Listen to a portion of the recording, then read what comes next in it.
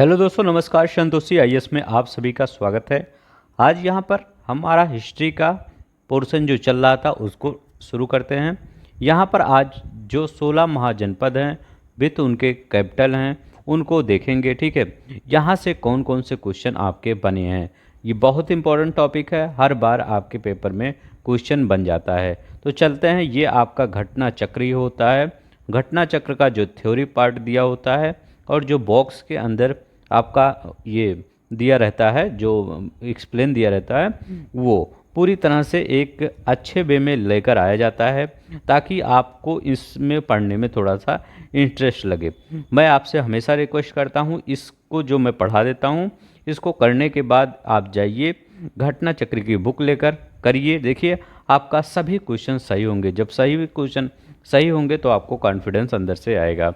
ठीक है, अब देखते हैं यहाँ पर ये पूरी तरह से आपको डायग्राम के फॉर्म में बना के समझाया गया है। ठीक है, ये सब अभी मैं आपको समझाऊंगा, हर एक क्वेश्चन आपको रट जाएगा। ठीक है, इसके बाद नीचे जो आपके आर ओ में या आपके पीसीएस में जो क्वेश्चन आए हुए हैं उन क्वेश्चन को कर लेंगे। ठीक है, किस प्रकार से मैं पढ़ा रहा हूँ, किस प्रकार से क्वेश्चन आए हैं। ठीक है, क्या मैं जो पढ़ा रहा हूँ वो बेनिफिशियल है कि नहीं। ठीक है, तो चलते हैं, शुरू करते हैं आज का लेक्चर।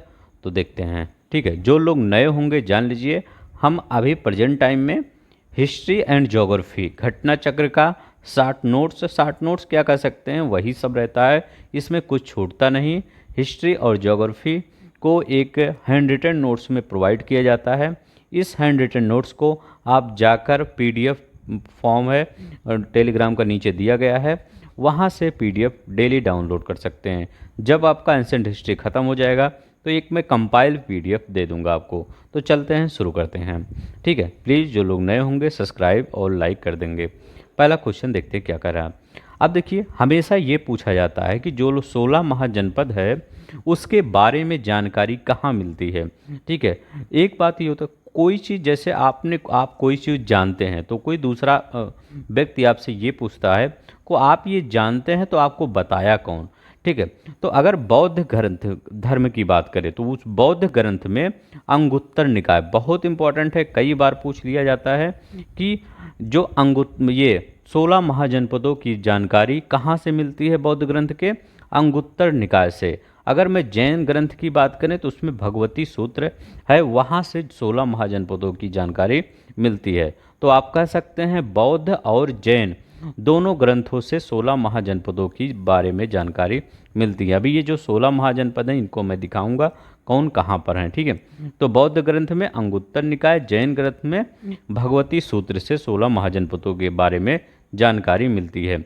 अब देखिए यहाँ पर जो 16 महाजनपद हैं उनके राजधानी और कहाँ प्रेजेंट टाइम में वो जो 16 महाजनपद थे कहाँ कहाँ पर सिचुएटेड थे। ठीक है, तो अभी वहाँ पर कौन कौन से ज़िले या स्थान हो गए हैं। तो पहले देखते हैं कुरु, हम मैप में दिखाएंगे और यहाँ पर बताएंगे। ठीक है, कुरु कहाँ पर है तो देखिए हम कुरु देखते हैं।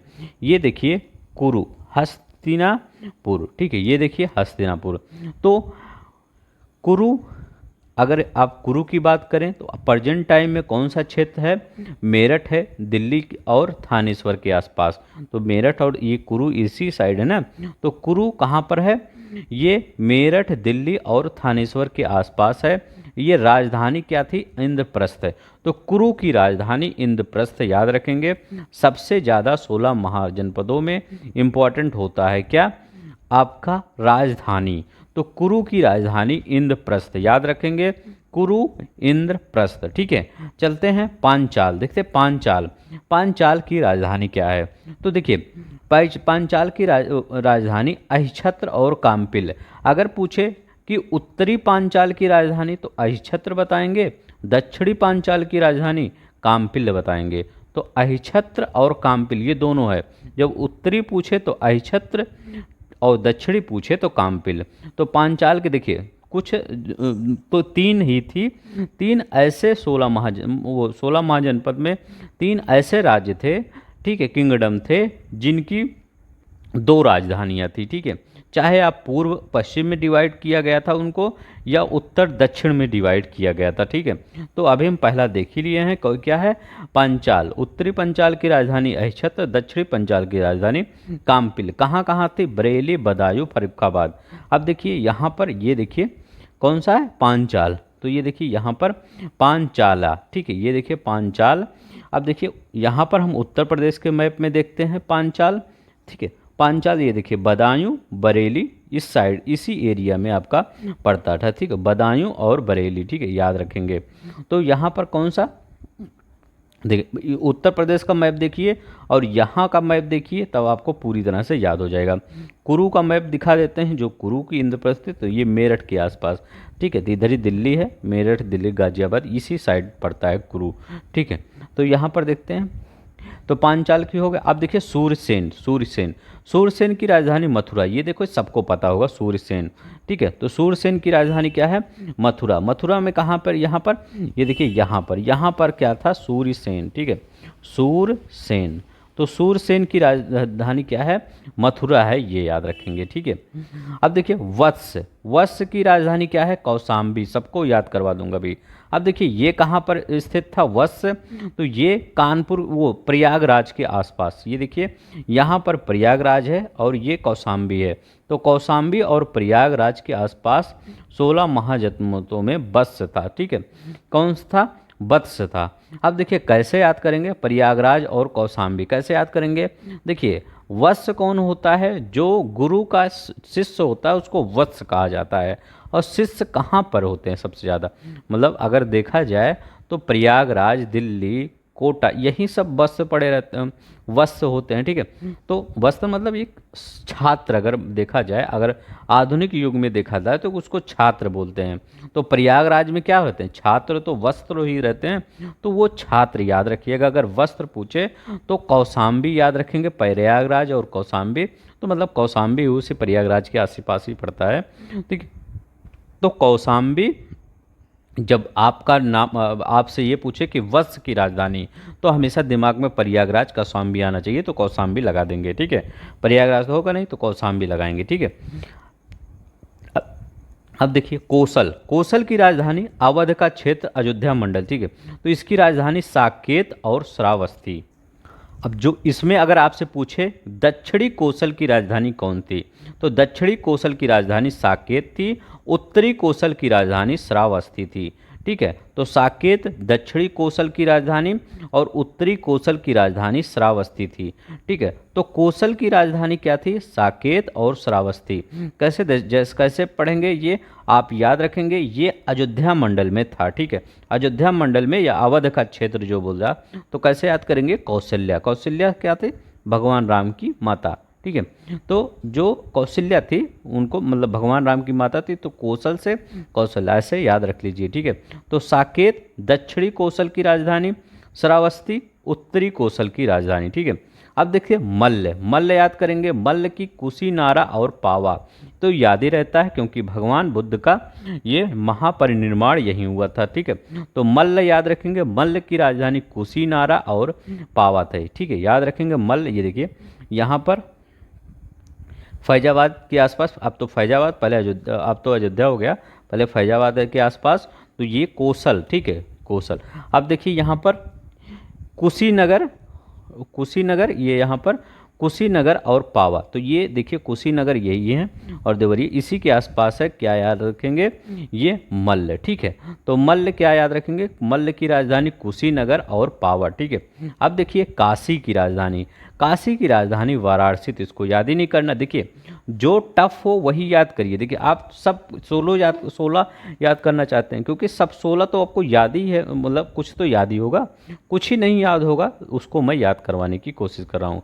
जैसे वत्स का कौशाम्बी याद कर लीजिए, पंचाल का अहिछत्र और काम्पिल याद कर लीजिए, कुरु का इंद्रप्रस्थ याद कर लीजिए, और लगभग सबको याद ही रहता। साकेत, कौशल का साकेत, श्रावस्ती।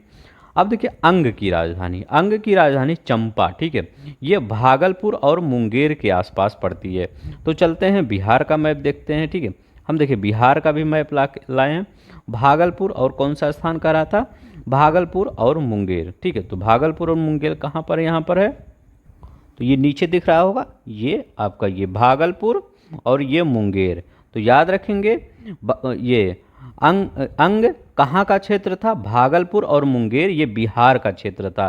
तो आपसे ये भी पूछ सकता है कौन बिहार का क्षेत्र, बीपीएससी वाले ध्यान दें, बिहार के क्षेत्र में मुंगेर और भागलपुर, ठीक है, मुंगेर और भागलपुर का एरिया क्या पड़ता है, अंग पड़ता है, जिसकी राजधानी चंपा थी। भागलपुर और मुंगेर प्रेजेंट टाइम का क्षेत्र है, ठीक है। मगध, इसको तो बताने की जरूरत नहीं, ये तो सबसे प्रसिद्ध, सबसे शक्तिशाली, अगर 16 महाजनपदों में कोई अगर पूछे आप तक 16 महाजनपदों में सबसे शक्तिशाली कौन था, तो आप मगध बताएंगे। इसकी राजधानी गृहव्रज और राजगृह था। क्या था, गृहव्रज और राजगृह था। देखिए यहाँ पर पाटलिपुत्र भी दिया जाता है। पाटलिपुत्र मतलब बोला जाता है, एक बार क्वेश्चन आया था आपके छत्तीसगढ़ पीसीएस में आया था कि मगध की राजधानी कौन सी नहीं थी, तो उसमें 4 ऑप्शन दिए थे, एक गृहध्वज दिया था, एक राजगृह दिया था, एक पाटलिपुत्र दिया था, एक कोई और दिया था। तो वही जो लास्ट दिया था वही नहीं, तो आप गृहध्वज, राजगृह और पाटलिपुत्र लगाएंगे मगध में, ठीक है। वज्जी ये कहाँ था, पटना, नालंदा और गया के आसपास, ठीक है। ये देखिए पटना है और नालंदा है और गया, ये तीनों के आसपास कौन सा था, ये आपका कौन सा था, ये मगध का एरिया था। मगध सबसे शक्तिशाली माना जाता था, ठीक है। अब देखिए वज्जी, वज्जी वज्जी की राजधानी वैशाली थी, ठीक है। वज्जी क्या थी, वैशाली थी। तो वज्जी कहाँ पर है, याद रखेंगे, ये वैशाली, दरभंगा आदि जिले में, ठीक है। तो ये मतलब दरभंगा, वैशाली इसी साइड के एरिया में पड़ता है। तो इसको भी चलिए मैप में दिखाते हैं।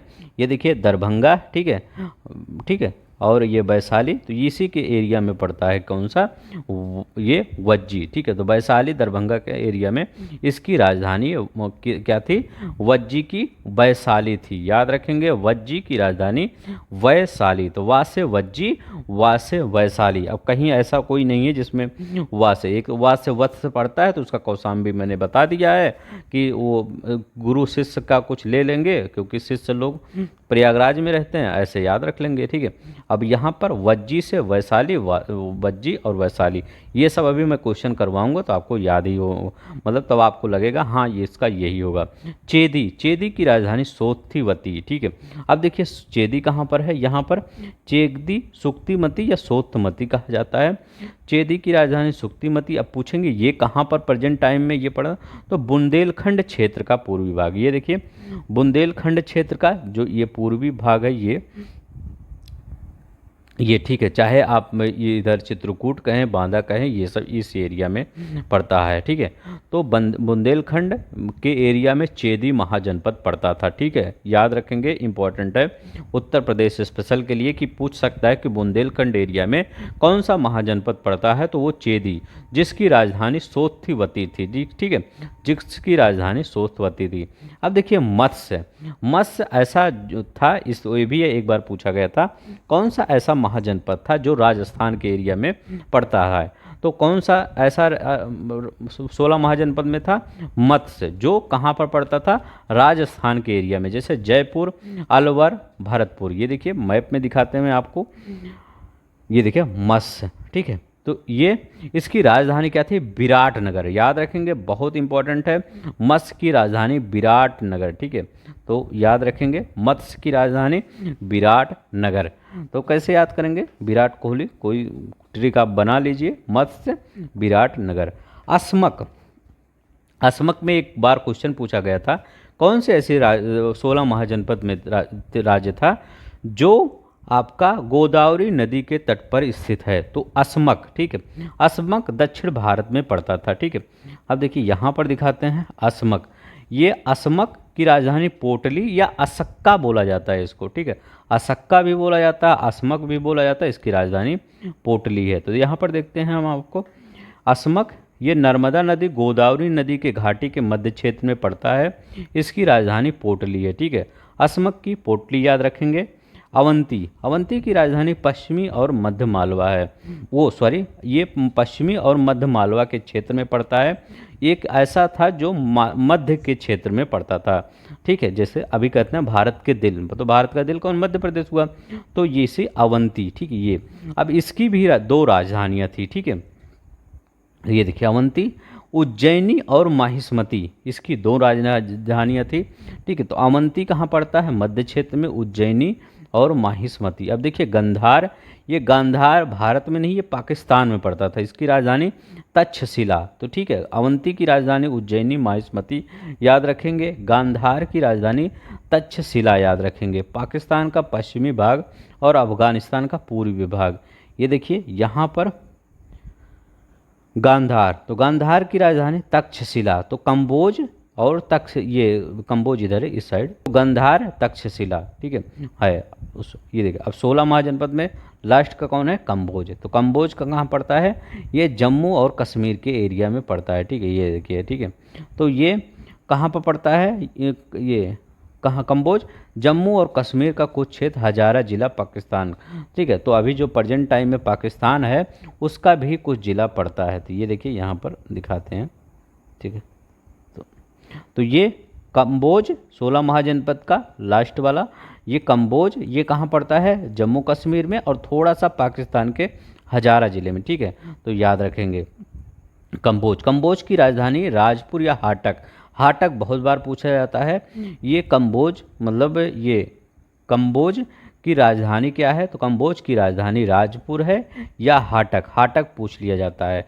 तो एक बार मैं फिर से बता देता हूँ, क्योंकि आप अगर 16 महाजनपद में इस चैप्टर को पढ़ रहे हैं तो सबसे इम्पोर्टेंट यही है। अगर इतना याद कर लिए कि इसको बीच वाले, जैसे बीच वाला क्षेत्र जो दिया गया है, इस क्षेत्र को भी याद रखिए ताकि थोड़ा सा दिमाग में रहे यहाँ कौन कौन सी महाजनपद स्थित है। ठीक है, अब देखिए यहाँ पर एक बार फिर देखते हैं। कुरु, इंद्रप्रस्थ, पांचाल, अहिछत्र और काम्पिल। सूर्यसेन वज्रमंडल का क्षेत्र मथुरा है। वत्स, कौशाम्बी, कोसल, साकेत व श्रावस्ती। ठीक है, मल्ल, कुशीनारा और पावा इसकी राजधानी है। मल्ल की कुशीनारा और पावा कैसे याद करेंगे? क्योंकि महापरिनिर्माण यहीं हुआ था भगवान बुद्ध का। काशी, वाराणसी राजधानी है। अंग की चंपा है। मगध की राजधानी गृहवज्र, राजगृह, पाटलिपुत्र, कुछ भी दिया रहे। वज्र की राजधानी वैशाली याद रखेंगे। वज्र की वज्जी, ठीक है, वज्र वज्र नहीं वज्जी। वज्जी की राजधानी वैशाली। वास्य वज्जी, वास्य वैशाली याद करिए। चेदी की सोथवती। चेदी जब याद दिमाग में आए तो उसको बुंदेलखंड के एरिया में आप पढ़ेंगे। ठीक है, कि बुंदेलखंड के एरिया में मतलब सूखा वाला एरिया जो पड़ता है वहाँ पर पढ़ेंगे। ठीक है, मत्स्य हो गया। मत्स्य विराटनगर पढ़ेंगे। मत्स्य विराटनगर। अस्मक कहाँ पढ़ेंगे? पोटली। ठीक है, एक बार मैं यहाँ पर देखता हूँ अस्मक। ठीक है, अस्मक कहाँ गया? अस्मक आपका ये अवंती, चेदी यहाँ पर देखिए। चेदी यहाँ पर थोड़ा सा ये नीचे ज़्यादा दे दिया, मतलब इसी बुंदेलखंड नीचे नीचे है। अंडे सूरसेन, मथुरा। ठीक है, मथुरा, सूरसेन। अब देखिए यहाँ पर कोसला, श्रावस्ती दिया है। मल्ला, कुशीनारा। ठीक है, काशी, वाराणसी, मगध, पाटलिपुत्र, अंग, चंपा, वज्जी, वैशाली। ठीक है, और अस्मक, ये देखिए अस्मक, पोटली, इसको असक्का बोला जाता है। ठीक है, याद रखेंगे असक्का या अस्मक कुछ भी बोल दिया जाता है। ठीक है, तो दोनों याद रखेंगे। ठीक है, अस्मक, पोटली। इसमें सबसे ज़्यादा ये पूछा जाता है गोदावरी के तट पर कौन सी है? तो ये अस्मक है। अवंती, उज्जैनी या माहिष्मती इसकी राजधानी थी। उज्जैनी या माहिष्मती। गांधार की राजधानी तक्षशिला। ये देखिए गांधार की राजधानी तक्षशिला यहाँ पर है। ठीक है, कंबोज की राजधानी कहाँ पर है? तो कंबोज की राजधानी रायपुर है। तो याद रखेंगे कंबोज की राजधानी कहाँ पर है? रायपुर है। ठीक है, तो कंबोज की राजधानी रायपुर या हाटक। कंबोज की राजपुर या हाटक। ठीक है, रायपुर छत्तीसगढ़ बने, राजपुर या हाटक। ठीक है, रायपुर बोल दिया हूँ उसके राजपुर या हाटक। ठीक है, कंबोज की। ठीक है, अब ये जम्मू कश्मीर और हजारा जिला पाकिस्तान का पड़ता है। ये तो हो गया आपका। यहाँ पर देखते हैं, एक क्वेश्चन पूछा गया था आपके पेपर में कि महापरिनिर्माण सूत्र में कितने महानगरों का नाम प्राप्त होता है? तो कितने महानगरों के नाम प्राप्त होते हैं? तो महापरिनिर्माण सूत्र में देखिए दो चीज़ें हैं। ठीक है, महापरिनिर्माण सूत्र अलग है और जो अंगुत्तर निकाय है वो, ठीक है, भगवती सूत्र है वो अलग है। ठीक है, जब महापरिनिर्माण सूत्र में से पूछे तो आपको बताना है चंपा, ये क्वेश्चन पूछा गया है। चंपा, राजगृह, बनारस, साकेत, कौशाम्बी और श्रावस्ती, इन 6 महानगरों का नाम प्राप्त होता है। अब देखिए चंपा, ठीक है। तो चंपा किसकी राजधानी थी? तो अंग की राजधानी चंपा थी, ठीक है। राजगिरी किसकी मतलब राजधानी थी? तो राजगिरी मगध की राजधानी थी। बनारस काशी की राजधानी थी। साकेत किसी की थी? तो साकेत कौशल की राजधानी थी। कौशाम्बी किसकी थी? कौशाम्बी वस्त्र की थी। श्रावस्ती, ठीक है, श्रावस्ती किसकी थी? तो ये भी कौशल की थी, ठीक है, तो याद रखेंगे। अब चलते हैं, ये देखिए, वैशाली के लिच्छवियों ने विश्व का पहला गणतंत्र स्थापित किया था। क्वेश्चन आपके पेपर में आ चुका है कि विश्व का प्रथम गणतंत्र क्या था? तो विश्व का प्रथम गणतंत्र क्या था? वैशाली के लिच्छवियों का प्रथम गणतंत्र था। सुत्त निपात में वैशाली को मगधपुरम कहा गया था। याद रखेंगे, सुत्त निपात में क्या कहा गया था वैशाली को? मगधपुरम, ठीक है। अब देखिए, जो वैशाली था बुद्ध काल का सबसे बड़ा और शक्तिशाली गणराज्य था। किसके कार्यकाल में? बुद्ध के कार्यकाल में सबसे बड़ा और सबसे शक्तिशाली राज्य कौन था बुद्ध के शासनकाल में?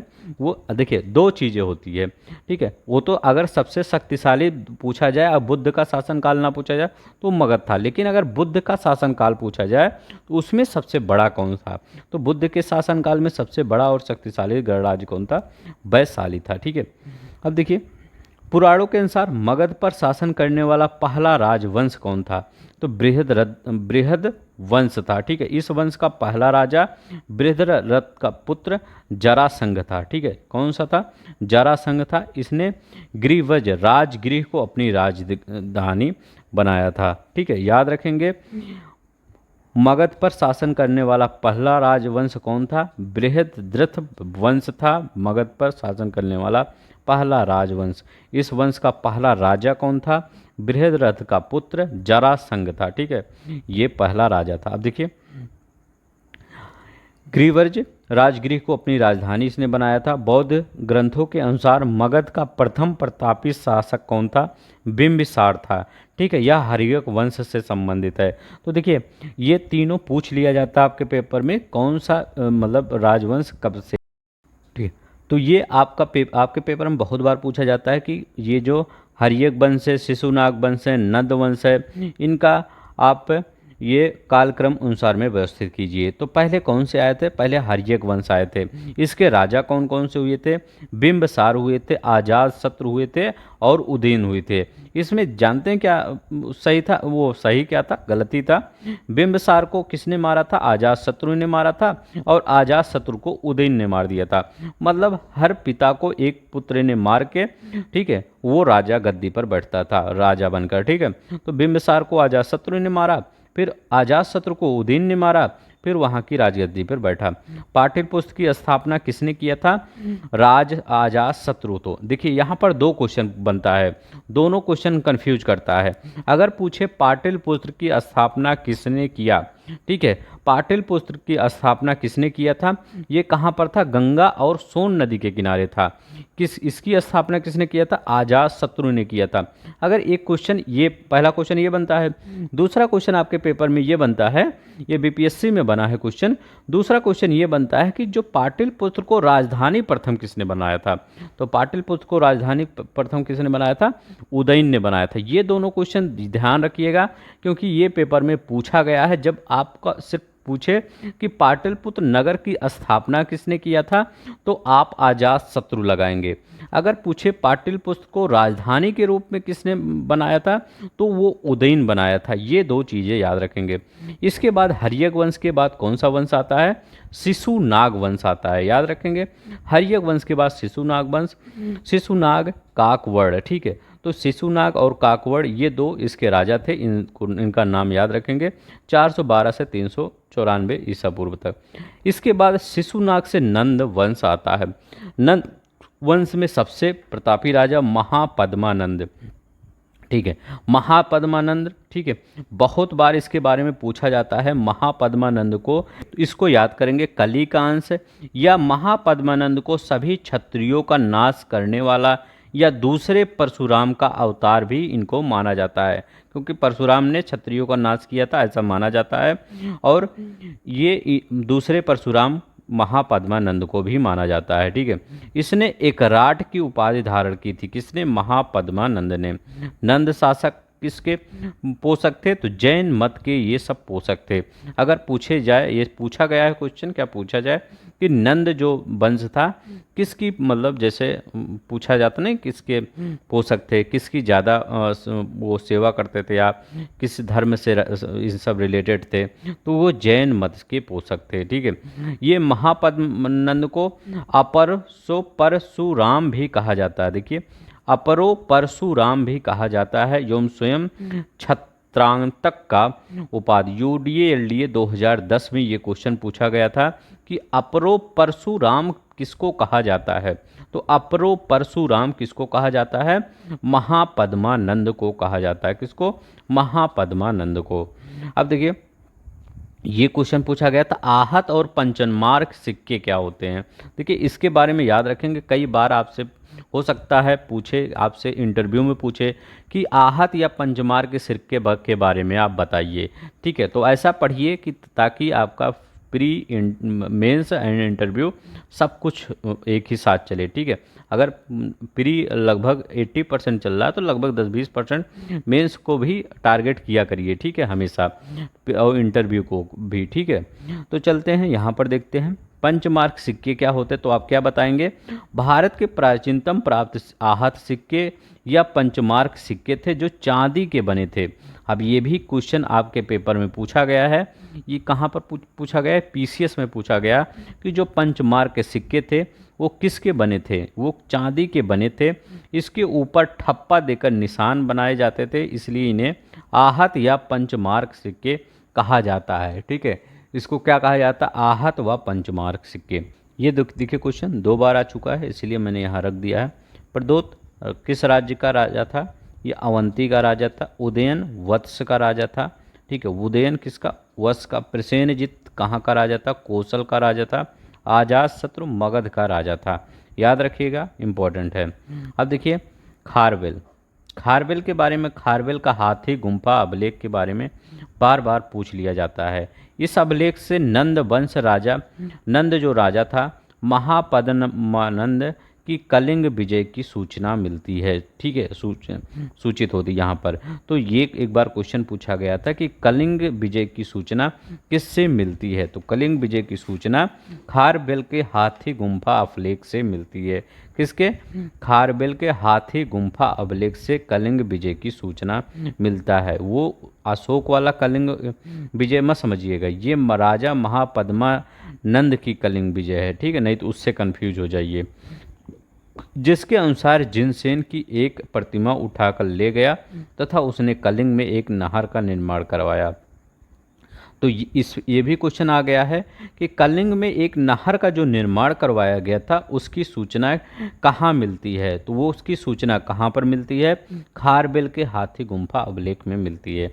नेक्स्ट देखते हैं, पाटलिपुत्र की स्थापना गंगा व सोन के संगम पर हर्यक वंशीय शासक आजाद शत्रु ने की। ठीक है, तो अभी हमने कहा था कि पाटलिपुत्र की स्थापना किसने किया था? आजाद शत्रु ने, गंगा और सोन के संगम पर। अगर आपसे पूछे कि पाटलिपुत्र को सर्वप्रथम राजधानी किसने बनाया था, तो पाटलिपुत्र को सर्वप्रथम राजधानी उदयन ने बनाया था। ठीक है, स्थापना अलग है और राजधानी बनाया अलग है। ठीक है, उदयन। ठीक है, अब देखिए, उदयन और वासदत्ता की दंत कथा कहाँ से रिलेटेड है? तो उदयन और वासदत्ता की जो दंत कथा उज्जैन से संबंधित है। इस कथा को महाकवि भास ने अपने नाटक स्वप्न वासदत्तम, याद रखिएगा, महाकवि भास का नाटक क्या है? स्वप्न वासदत्तम में वर्णित किया है। इस नाटक में वत्स नरेश उदयन, याद रखेंगे, वत्स नरेश उदयन। ठीक है, वत्स नरेश उदयन। अभी देखिए यहाँ पर वत्स नरेश उदयन, अभी हम यही क्वेश्चन आया था ना, तो ये देखिए यहाँ भी है।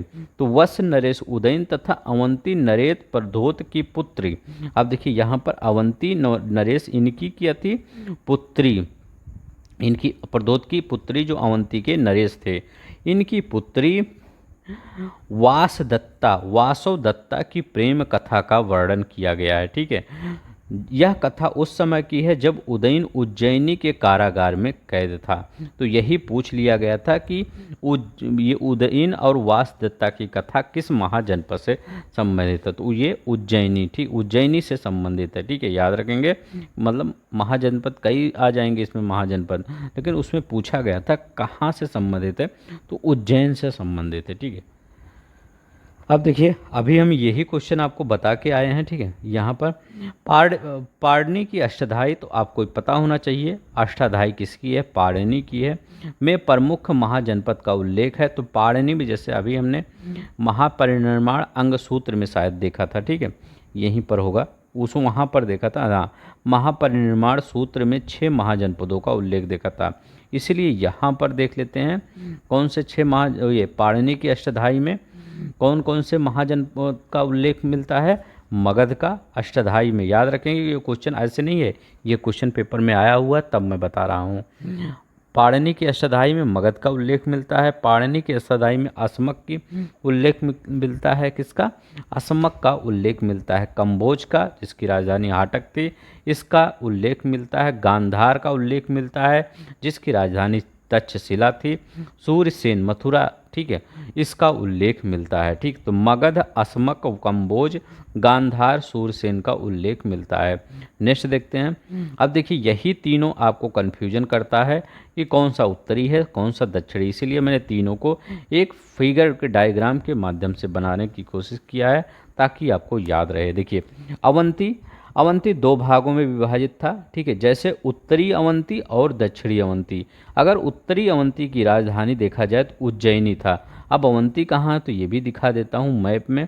ये देखिए अवंती, ये है अवंती, ठीक है, तो अवंती उज्जैन में। तो अगर आपसे पूछा जाए कि जो अवंती है उसकी उत्तरी अवंती की राजधानी क्या थी, तो उज्जैनी थी। उत्तरी अवंती की राजधानी उज्जैनी। दक्षिणी अवंती की राजधानी क्या थी, तो दक्षिणी अवंती की राजधानी थी माहिष्मती, ठीक है, याद रखेंगे। दक्षिणी अवंती की राजधानी क्या थी, माहिष्मती। गौतम बुद्ध के समय यहाँ का राजा कौन था, प्रद्योत था, ठीक है, बहुत इंपॉर्टेंट है, पूछा गया है कि गौतम बुद्ध के समय यहाँ का राजा कौन था, प्रद्योत था, ठीक है। इसीलिए वहाँ भी अभी देखे थे अवंती का राजा प्रद्योत, यहाँ देखे नहीं थे। यहाँ प्रद्योत कहाँ का था, अवंती का राजा। मैं बार बार क्यों बताता हूँ कि ताकि आपको वीडियो के अंदर ही याद हो जाए, ठीक है, फिर बाद में रिवीजन ना करना पड़े। लेकिन अगर रिवीजन कर लेंगे तो अच्छी तरह से और याद हो जाएगा। पंचाल, देखिए यहाँ भी उत्तरी पांचाल था और दक्षिणी पंचाल था, ठीक है। मान लीजिए ये उत्तरी पंचाल है और नीचे दक्षिणी पंचाल है। अगर उत्तरी पंचाल की राजधानी पूछे तो अहिछत्र था और दक्षिणी पंचाल की राजधानी कामपिल्य थी, ठीक है। तो उत्तरी पंचाल की राजधानी अहिछत्र, दक्षिणी पंचाल की राजधानी कामपिल्य थी। आप देखिए इधर कोसल में भी 2 राजधानियां मिली थी, जो उत्तरी कोसल और दक्षिणी कोसल। उत्तरी कोसल की राजधानी थी श्रावस्ती और दक्षिणी कोसल की राजधानी थी साकेत। तो उत्तरी कोसल की श्रावस्ती, दक्षिणी कोसल की साकेत थी, ठीक है। अब देखिए ये भी क्वेश्चन पूछा गया कि जो कोसल का वो श्रावस्ती का नगर कैसे बना हुआ था, नगर विन्यास, तो ये किस तरह का था, अर्धचंद्राकार था, ठीक है। इसको इंग्लिश में क्रीसेंट्रिक कहते हैं, ठीक है। तो श्रावस्ती की जो नगर विन्यास था, नगर कैसे बना था, अर्धचंद्राकार या क्रीसेंट्रिक बना था, क्रीसेंट्रिक आकार में बना था, ठीक है। तो ये देखिए, अब देखिए यहाँ पर पूछ लिया जाता है कि कौन सा वंश पहले बाद में, तो पहले हर्यक वंश आया, ठीक है। ये आप बहुत इंपॉर्टेंट है, बार बार आपके पेपर में पूछा जाता है, कैसे न कैसे याद कर लीजिए। पहले हर्यक वंश आया था, फिर नंद वंश आया था, कि मौर्य वंश, फिर शुंग वंश। तो हर्यर, नंद, मौर्य, शुंग, ये याद कर लीजिए, बार बार पेपर में पूछा गया, प्रीवियस ईयर उठा के देख लीजिए। हर्यक वंश पहले, फिर नंद वंश, फिर मौर्य वंश, फिर शुंग वंश आया था, ठीक है, याद रखेंगे। अब कैसे याद रखेंगे, देखिए महापद्मानंद, इसको मतलब चंद्रगुप्त मौर्य ने मार के ये मौर्य वंश की स्थापना किए थे, ठीक है। तो ये, और यहाँ पर मौर्य वंश के बाद शुंग वंश है, ठीक है। तो हर्यक, नंद, मौर्य, शुंग, ठीक है, ये याद रखेंगे, ठीक है। ये भी याद रख लेंगे अगर थोड़ा सा ज़्यादा पढ़ लेंगे तो सही है, नहीं तो उतना इम्पोर्टेंट नहीं है, लेकिन देख लेंगे ज़्यादा सही रहेगा, क्योंकि एक बार दो बार पूछा गया है ये भी, कि पूछा गया था कि शुंग वंश कब से कब 184 ईसा पूर्व से 75 ईसा पूर्व, हर्यक वंश कब से 544 ईसा पूर्व से 412 ईसा पूर्व, ठीक है। और ये नंद वंश 344 से 321 और मौर्य वंश 321 से 184 ईसा पूर्व। अब देखिए यहाँ पर, ठीक है, अब देखिए अस्सक या असमक, ठीक है, अस्सका या असमक गोदावरी के तट पर स्थित महाजनपद राजधानी पैटर्न या पोटली थी, ठीक है। अब देखिए मगध की राजधानी चाहे गिरिवज कहिए, राजगिरी, पाटलिपुत्र, तीनों ही याद रखेंगे, ठीक है। अब यहाँ पर देखिए सिक्कों के अध्ययन को न्यूमिस्मेटिक्स कहते हैं, तो सिक्कों के अध्ययन को क्या कहते हैं? न्यूमिस्मेटिक्स कहा जाता है, ठीक है। सिकंदर के साथ भारत कौन कौन आए थे? निर्याकस आया था, आर्नेसिकिटस आया था और अस्टियोबुलस आया था, ठीक है। तो सिकंदर के साथ भारत कौन कौन आए थे? निर्याकस, आर्नेस्टिकस और अस्टियोबुलस आए थे, ठीक है। हर्यक वंश का संस्थापक बिंबसार था। इसकी हत्या किसने की थी? इसके पुत्र अजातशत्रु ने। फिर अजातशत्रु को किसने मारा था? उसके पुत्र उदयन ने मारा था, ठीक है। तो हर्यक वंश का संस्थापक बिंदुसार था, याद रखें, बिंदुसार ने बिंबिसार, ठीक है। अब यहाँ पर सिकंदर के हमले के समय उत्तर भारत पर नंद वंश का शासक था, ठीक है। सिकंदर और चंद्रगुप्त मौर्य समकालीन नहीं थे, ठीक है। कई कई बुक में दे दिया जाता समकालीन, ये सब एकदम समकालीन नहीं थे, नहीं तो आप सब कंफ्यूज हो जाएंगे, ठीक है। सिकंदर और चंद्रगुप्त मौर्य समकालीन नहीं थे, ठीक है। नंद वंश का अंतिम शासक घनानंद, ठीक है, घनानंद, ठीक है। इसी को कौन? चंद्रगुप्त मौर्य ने हराकर मौर्य वंश की स्थापना किए थे, ठीक है। तो याद रखिए घनानंद, ठीक है। अंतिम नंद वंश का अंतिम शासक था घनानंद। उसे यूनानी लेखकों ने अग्रमीज कहा, ठीक है। भद्रसाल और उसका सेनापति थे, ठीक है, घनानंद का। तो यूनानी लेखकों ने उसे अग्रमीज कहा, भद्रसाल उसका सेनापति थे। भारत में सिकंदर की सफलता के कारण क्या क्या थे? तो उस समय भारत में कोई केंद्रीय सत्ता नहीं थे। केंद्रीय सत्ता की बात करते हैं तो ये मॉडर्न हिस्ट्री तक भी दिखाई नहीं पड़ता था केंद्रीय सत्ता, तो उतनी दूर में कौन कहाँ पर होगी केंद्रीय सत्ता, ठीक है। तो भारत में सिकंदर का यही था कि कोई एक केंद्रीय की सत्ता नहीं थी, ठीक है। बाद में जब सत्ता आई भी तो कुछ ही एरियो पर ये केंद्रित थी। उसकी फौज बेहतर थी, ठीक है, सिकंदर की फौज बेहतर थी। उसे देशद्रोही शासकों से सहायता भी मिली थी। वह एक अच्छा प्रशासक था। तो इतना थोड़ा सा याद रखना है कि सिकंदर के बारे में, ठीक है, अच्छी बात है थोड़ी। वीर भारतीय राजा पुरु पोरस जो था को सिकंदर ने झेलम नदी के तट पर पराजित किया। तो पुरु को किस नदी पर सिकंदर ने पराजित किया? तो झेलम नदी, याद रखेंगे, इंपॉर्टेंट है। लेकिन सिकंदर ने क्या किया? राजा पुरु की वीरता से प्रभावित होकर उसे उसका राज्य वापस लौटा दिया, ये याद रखेंगे। चलते हैं, अब क्वेश्चन कर लेते हैं कौन कौन से क्वेश्चन आपके पेपर में बने हुए। कौन सा एक सही सुमेलित नहीं है? बताइए कौन सा एक सही सुमेलित नहीं है। अब तो आप बता देंगे कि कौन किसका। अब देखिए यहाँ पे लिखा गया अंग चंपा, एकदम सही किया लिखा गया है।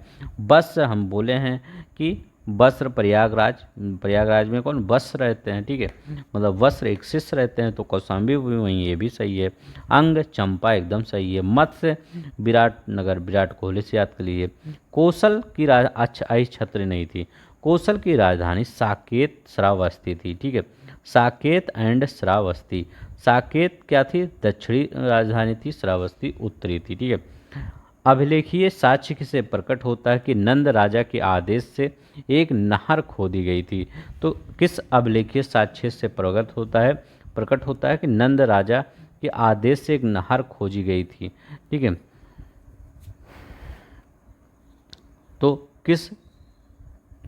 तो ये कहाँ पर खोदी गई थी नहर? तो ये कलिंग में, ठीक है, अभी हम ऊपर पढ़ के हैं, कलिंग में खोदी गई।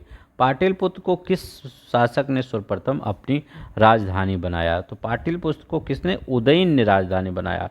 लेकिन इसमें कोई ऑप्शन नहीं है उदयन, तो स्टार लगा लीजिएगा, ठीक है। पाटलिपुत्र को किस शासक ने सर्वप्रथम अपनी राजधानी बनाया? तो ये चंद्रगुप्त मौर्य, अशोक महान, चंद्रगुप्त विक्रमादित्य या कनिष्क। तो पाटलिपुत्र को उदयन ने, ठीक है। अगर पूछा जाए किसने राजधानी बनाया, तो ये उदयन ने सर्वप्रथम राजधानी बनाया, ठीक है, याद रखेंगे उदयन। किसने स्थापना की थी, अजातशत्रु ने। कहाँ पर, गंगा और सोन नदी के तट पर। उदयन वासदत्ता की दंत कथा किससे, तो उज्जैन से संबंधित है। किससे, उज्जैन से संबंधित है। कौन सा ईसा पूर्व छठी शताब्दी में प्रारंभ में भारत का सर्वाधिक शक्तिशाली राज्य था, तो भारत का सर्वाधिक शक्तिशाली राज्य मगध था, ठीक है, याद रखेंगे। छठी शताब्दी ईसा पूर्व में 16 महाजनपदों के विषय में किस बौद्ध ग्रंथ से, अंगुत्तर कहीं है, अंगुत्तर निकाय। अब देखिए, महाजनपद के 16 महाजनपद बौद्ध साहित्य में प्रायः उल्लेखित मिलते हैं, जिनकी पाणिनि की अष्टाध्यायी में उल्लेखित है। तो पाणिनि की अष्टाध्यायी में कौन कौन से उल्लेखित हैं, तो इसमें कौन सा आपका सही होगा, मगध भी पाणिनि की अष्टाध्यायी में था, अस्मक भी था, कंबोज भी था, ठीक है। ये ए बी सी तीनों हो जाएगा, ठीक है। अब पूछेंगे मगध की राजधानी, एक बार फिर मैं बता देता हूँ, गिरिव्रज, ठीक है, गिरिव्रज लिखिए या राजगिरी लिखिए, पाटलिपुत्र लिखिए। अस्मक की राजधानी क्या थी, पोटली, याद रखिए, अस्मक की राजधानी पोटन या पोटली थी, ठीक है।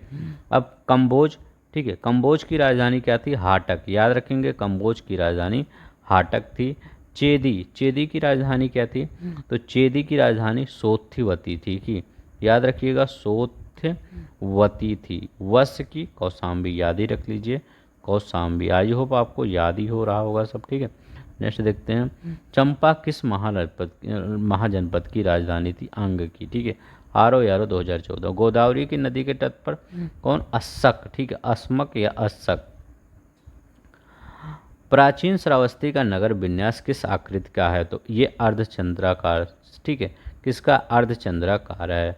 मगध में नंद वंश का संस्थापक कौन था, तो मगध में नंद वंश का संस्थापक कौन था, महापद्मानंद, ठीक है। अंतिम ये शासक घनानंद था, ठीक है, महापद्मानंद। अब देखिए, कालक्रम के अनुसार व्यवस्थित कीजिए। तो इसमें अभी हमने बताया था कि बार बार ये क्वेश्चन आ जाता है। तो कालक्रम के अनुसार अगर व्यवस्थित किया जाए तो पहले कौन आएगा, तो पहले हर्यक वंश आता है, ठीक है। हर्यक वंश के बाद कौन सा आएगा, शिशुनाग वंश, वो है नहीं। इसके बाद कौन आएगा, कौन, नंद वंश। तो हर्यक वंश के बाद कौन सा आएगा, नंद वंश, ठीक है, याद रखेंगे। 4 के बाद कौन सा आएगा, 1 आएगा, 4 के बाद 1। इसके बाद मौर्य वंश आएगा, फिर शुंग वंश आएगा, ठीक है। हर्यक के बाद शिशु आता है, लेकिन शिशु नहीं है यहाँ पर, हर्यक के बाद शिशु नहीं है तो नंद लिखेंगे, ठीक है। हर्यक के बाद नंद आ जाएगा, फिर मौर्य आ जाएगा, फिर शुंग वंश आ जाएगा, फिर बी वाला आंसर आपका सही हो जाएगा। अब यहाँ पर देखते हैं इस क्वेश्चन का आंसर, मत्स्य, कुरु, सुरसेन, अस्मक, ठीक है। मत्स्य तो विराटनगर, ठीक है। कुरु दिल्ली के आसपास इंद्रप्रस्थ, ठीक है। सूर्यसेन मथुरा हो जाएगा, अस्मक पोतन हो जाएगा, ठीक है, पोटली पोतन। बस ये यूपीपी से देखिए 2020 का क्वेश्चन आया है, ठीक है, जल्दी आया है। तो आपको जितने भी क्वेश्चन करवाए जाते हैं वो सब पेपर में आए हुए क्वेश्चन होते हैं, ठीक है। तो आज के लिए बस इतना ही, अपना ख्याल रखिएगा। जय हिंद, जय भारत।